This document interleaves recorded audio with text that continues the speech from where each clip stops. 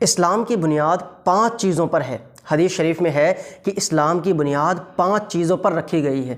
گواہی دینا کہ اللہ تعالیٰ کے سوا کوئی معبود نہیں اور محمد صلی اللہ تعالیٰ علیہ وسلم اللہ کے رسول ہیں، نماز قائم کرنا، زکوٰۃ ادا کرنا، بیت اللہ کا حج کرنا اور رمضان المبارک کے روزے رکھنا۔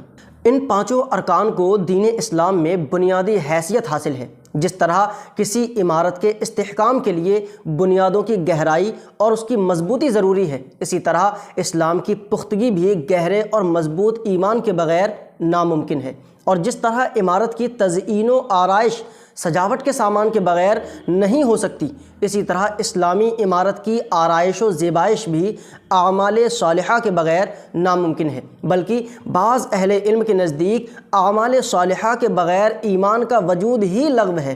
اسی لیے حضور صلی اللہ تعالیٰ علیہ وسلم نے اس حدیث میں فرمایا کہ اسلام کی بنیاد ان 5 چیزوں پر ہے۔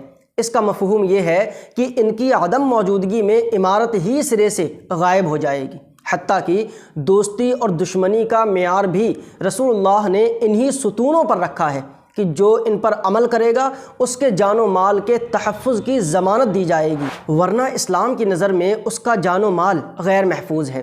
حضرت عبداللہ بن عمر رضی اللہ تعالیٰ عنہما سے روایت ہے کہ رسول اللہ صلی اللہ تعالیٰ علیہ وسلم نے فرمایا کہ مجھے حکم دیا گیا ہے کہ میں لوگوں سے جنگ کرتا رہوں یہاں تک کہ وہ گواہی دیں کہ اللہ تعالیٰ کے سوا کوئی سچا معبود نہیں ہے اور محمد صلی اللہ تعالیٰ علیہ وسلم اللہ کے رسول ہیں، نماز قائم کریں، زکوٰۃ دیں، روزہ رکھیں اور حج کریں۔ جب وہ یہ کام کر لیں تو وہ مجھ سے اپنے خون اور اموال محفوظ کر لیں گے سوائے کسی اسلامی حق کے، اور ان کا حساب اللہ پر ہوگا۔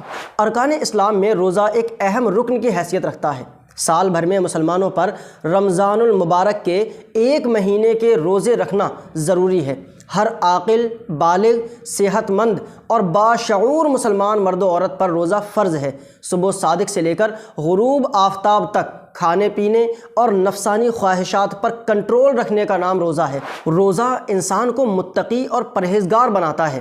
روزے سے جفاکشی، صبر و تحمل اور ناداروں سے ہمدردی کے جذبات پیدا ہوتے ہیں۔ یہ محض ایک مذہبی فریضہ ہی نہیں ہے بلکہ یہ بے شمار جسمانی اور روحانی فوائد بھی عطا کرتا ہے۔ روزے کے اندر بدن انسانی کو صحت و تندرستی کے لیے زبردست حکمت عملی اور صلاحیت موجود ہے۔ روزے کے عمل میں انسان کے لیے بے شمار جسمانی اور روحانی فوائد کے باعث روزہ رکھنا ایمان اور عمل کا جزء لا ینفک قرار دیا گیا ہے۔ اللہ تعالیٰ کی یہ حکمت عملی بنی نوع انسان سے محبت اور اس کی حقانیت کا منہ بولتا ثبوت ہے۔